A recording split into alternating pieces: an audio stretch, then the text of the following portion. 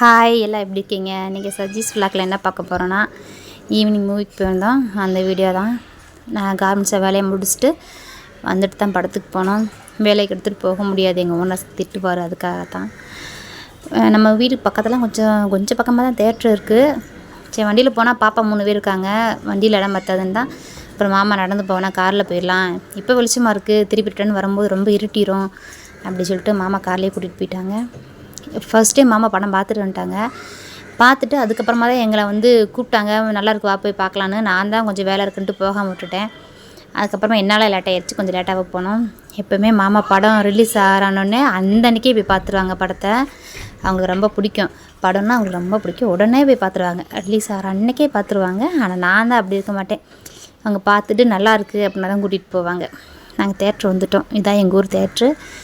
அப்புறம் படம் ரொம்ப நல்லா இருந்துச்சு, எங்களுக்கு பிடிச்சிருந்துச்சி. உங்கள் யாருக்கெல்லாம் பிடிச்சிருக்குன்ட்டு கமெண்ட் பண்ணுங்கள்.